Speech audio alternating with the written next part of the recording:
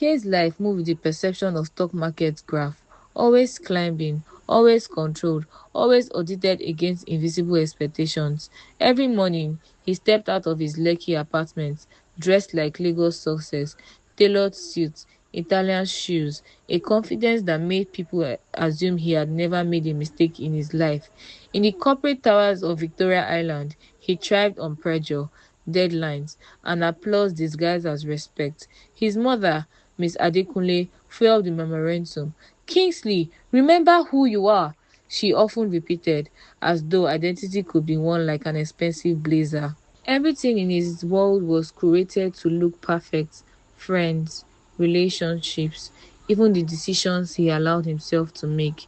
The only thing that refused to stay within his lines was emotion, and he has spent years learning how to bury that. Amara didn't fit into his sleek template of his structured world, and that was exactly why she felt like air.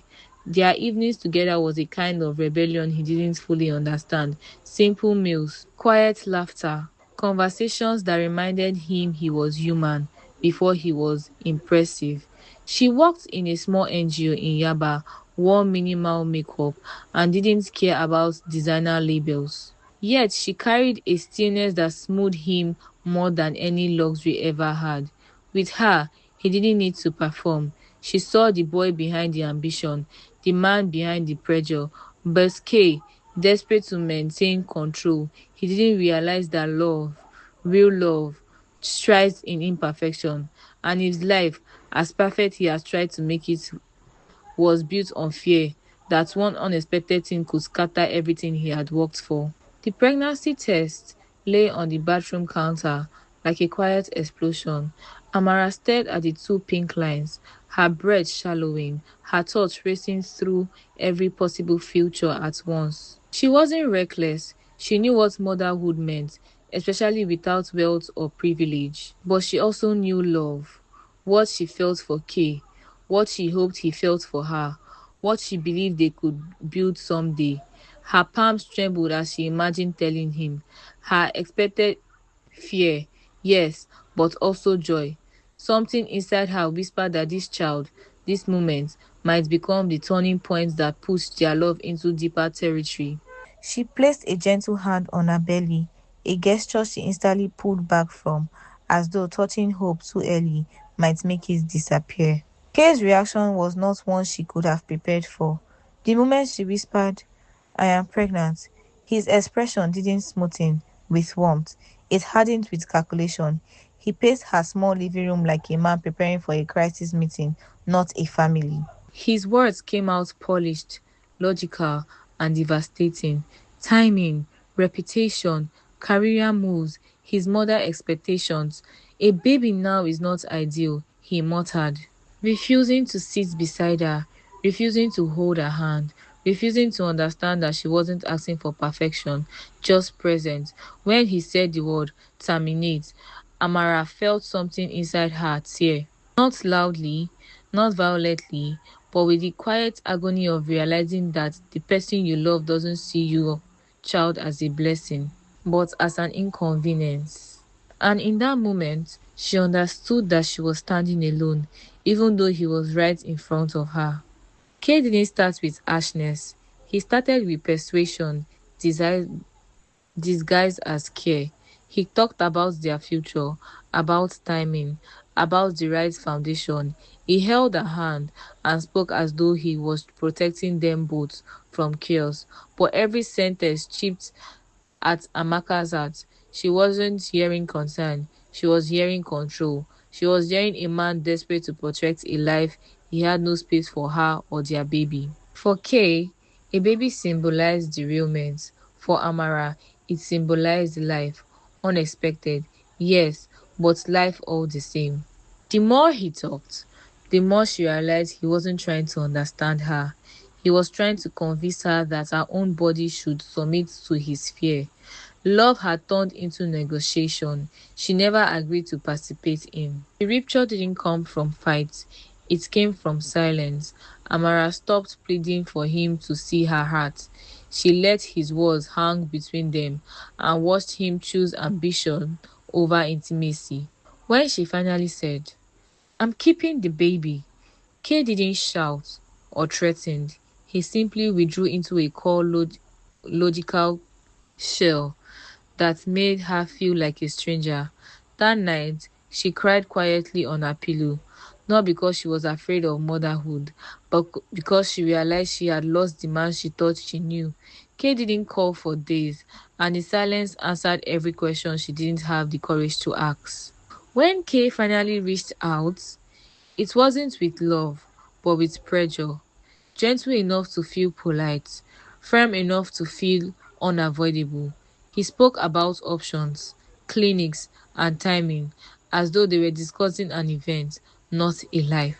Amara listened with a numbness she didn't realize or recognize. She realized he wasn't hearing her heart at all. He was only hearing the echoes of his own fear. So she stopped trying. She stopped explaining. She stopped waiting for the version of him who held her during storms and whispered dreams into her ears.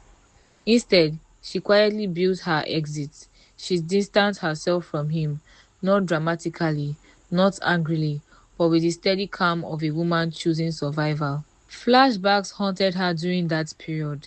The nights they shared suya on her balcony, the afternoon he napped with her head on his lap, the promises he made without realizing she memorized every word. She grieved and grieved those memories like a funeral for a love that died before its time. But grief, she learned, didn't stop life from moving. And so she packed her things, changed her number, and walked away, not because she wanted to, but because she realized staying would mean sacrificing herself and her child. Kay didn't chase her. He convinced himself she would return when she calmed down. He never stopped to consider that she might be gone for good. 7 years reshaped Kay into a man the world admired, but didn't truly know him.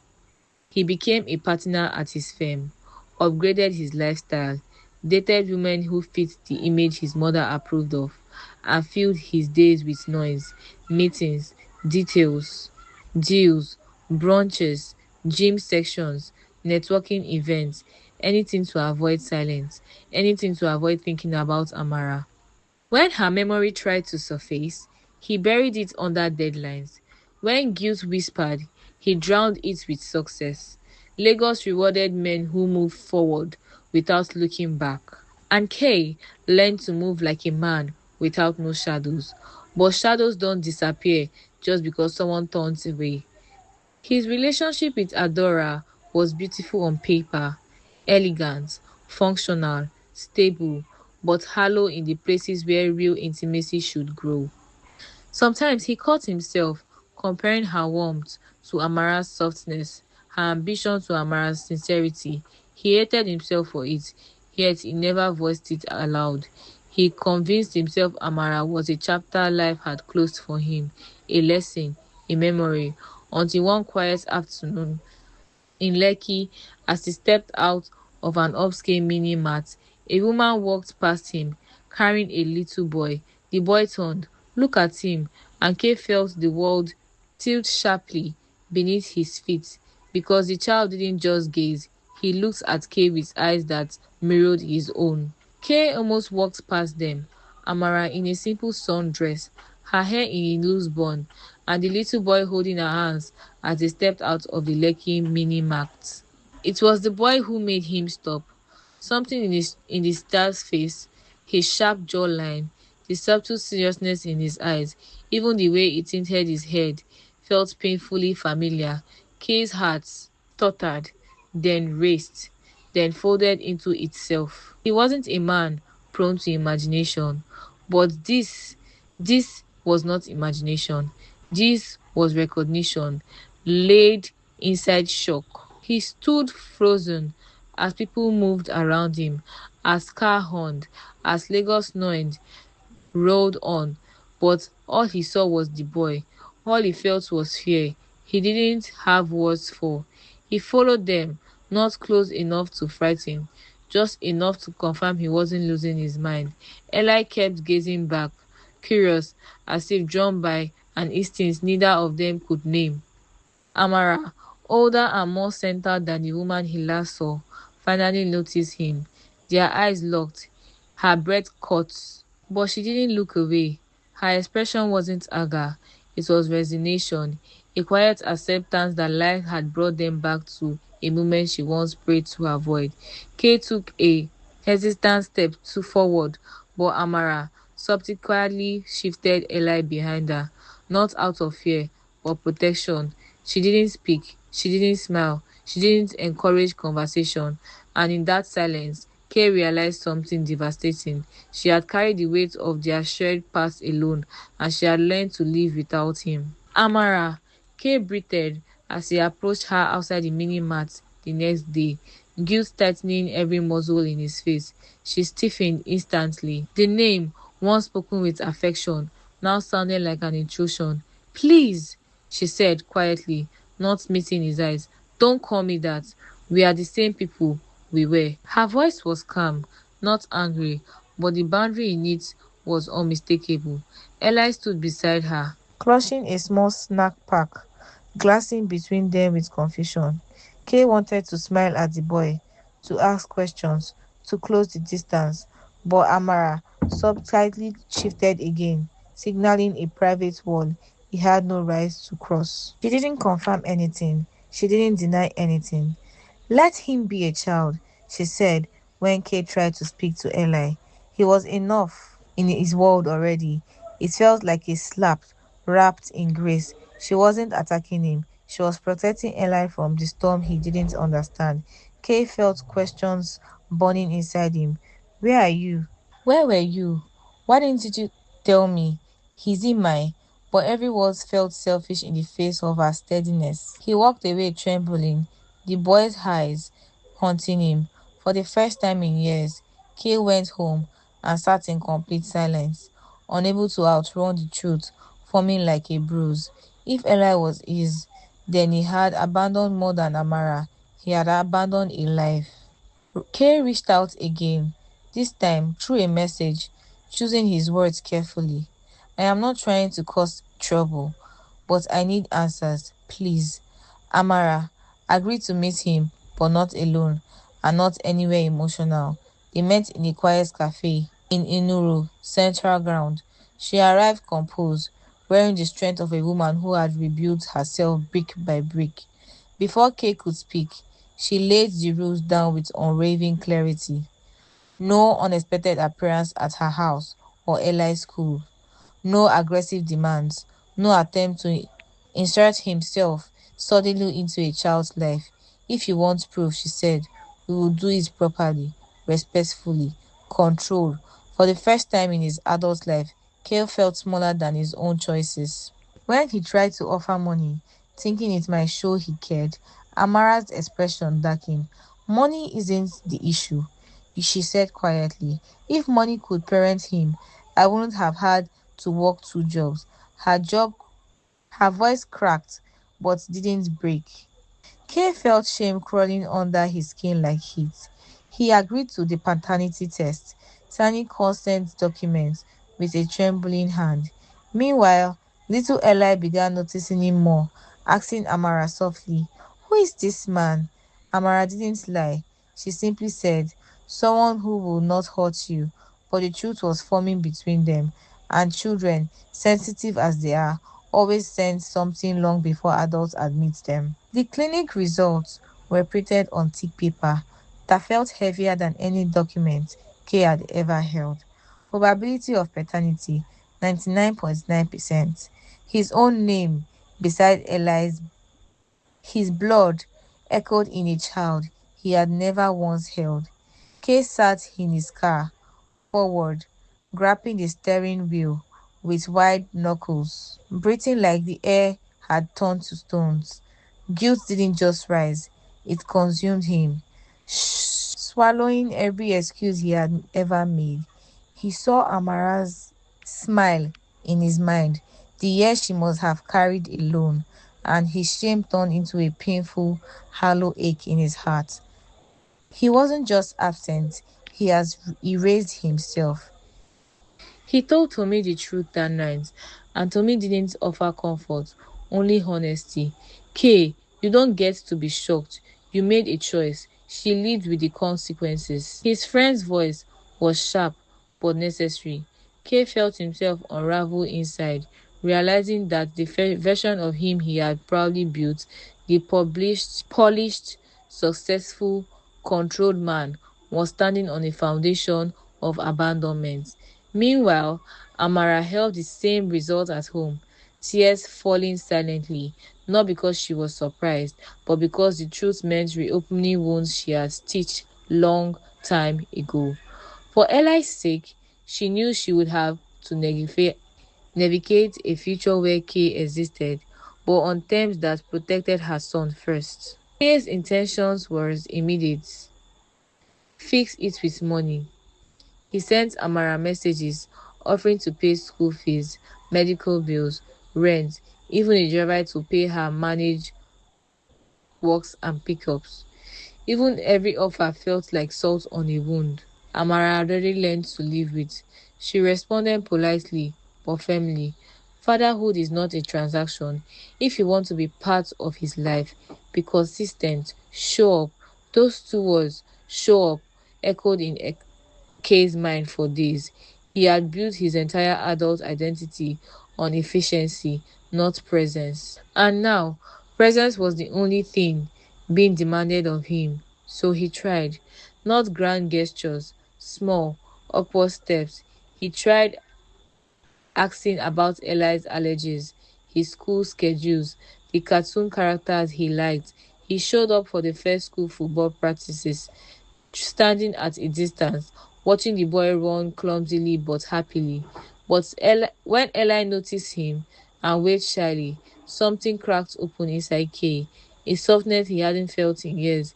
It terrified him, and yet it anchored him. For the first time, he wasn't trying to manage a problem or protecting a reputation. He was trying to learn how to be someone's father, not in a theory, not on paper, but in moments that mattered, quietly and consistently. Adora noticed the changes before Kay uttered a word. He had become distant in ways she could not explain. Long pauses during conversation, a heaviness between his eyes, moments when he zoned out even in middle of her laughter. One evening, while they prepared for a charity gala, she watched him adjust his tie in a mirror with a distracted frown. Kay, what's going on? She finally asked. He met her gaze in the reflection, and for the first time since they started dating, she saw fear instead of confidence. He sat her down, swallowed hard, and told her everything. Amara, the pregnancy, the abortion request, the disappearance, and now Eli. Adora stared at him, heart pounding, face unreadable. She wasn't angry at the existence of the child. She was angry at being blindsided. 7 years, Kay, she whispered, and you never thought to mention this piece of yourself? The news spread through their relationship like a slow leak. Adora tried to maintain composure, but suspicion crept in into every interaction. Meanwhile, Miss Adekunle found out through whispers. She heard snippets of conversation Kay thought he had hidden. She confronted him with ice composure. Kingsley, do you understand what this could do to our family name? Her reaction wasn't about the boy, it was about scandal, perception, and high society judgments. Kay realized he was standing between two worlds, one that demanded he protect his spotlight image, and another that demanded he stepped into responsibility, whether messy or not. For the first time, Kay began asking himself the real question: which version of himself did he want to be? Mrs. Adekunle insisted on meeting Amira. She arrived at Amira's small office in a quiet Yaba building with the presence of royalty, sleek wrapper, coral beads, and face carved with disapproval. The conversation was civil but stripped in pressure. She offered support, but every offer came with a condition. Keep things discreet. Don't mention Kay's past decision. Don't allow any possibility of the story leaking. People talk, she said softly, and talking ruins futures. Amara listened politely, and when she finally responded, her voice was gentle but firm. Eli is not a secret, and I won't raise him like one. Miss Adekunle's expression faltered. She wasn't used to quiet defiance. For a moment, she saw the strength her son has abandoned. Kay heard about the meeting later and felt a rush of anger he wasn't prepared for. He confronted his mother, not with disrespect, but with a newfound resolve. Mom, you can't control this, he said. You can't shame them into silence. Mrs. Adekunle stared at him like she was seeing a stranger. I raised you better than to let a mistake define you, she muttered. Kay shook his head. My mistake already defined someone, Eli. Now I have to show him better. The conflict forced Kay to make a decision he had spent years avoiding, pleasing his mother or doing what was right. For the first time, he leaned towards truth, even if it cost him his comfort. Children sense emotional shifts long before adults explain them. Eli began noticing how Kay appeared at his school sometimes, standing near the gate, watching from a distance, always with a soft, uncertain smile. One afternoon, as Amara braided his hair for the next day's cultural event, Eli asked, Mommy, who is that man? Amara's hands paused. She had prepared for this moment, but it still cracked her heart open. He's someone who cares about you, she began gently. Someone trying to know you better. Eli's eyebrow knitted. Is he my dad? The room fell silent, the kind of silence that rearranged the air. Amara pulled him into her arms and whispered, Yes, baby, he is, and he's trying to learn how to be a good one. Kay met Eli properly days later. It wasn't a dramatic meeting, just a quiet park with scattered families and the sound of children playing in the background. Kay approached slowly, kneeling to eye level. Hi, Eli, he said softly. Eli studied his face. He was Eli studied his face like he was solving a puzzle. Then with the innocent bluntness only children possesses, he asked, Why weren't you here before? The question hit Kay like a physical blow. He felt tears rise unexpectedly, uninvited. He answered truthfully, voice trembling, Because I made a mistake and I'm sorry. Eli nodded, accepting the apology with a simplicity adults could never manage.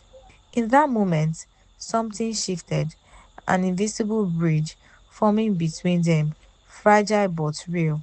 Lagos is a city where secrets doesn't stay hidden. They merely wait for the right audience. The first photo surfaced when Kay was seen picking Eli up after a weekend visit. A passerby snapped a picture. Two identical faces, one small and curious, one older and nervous.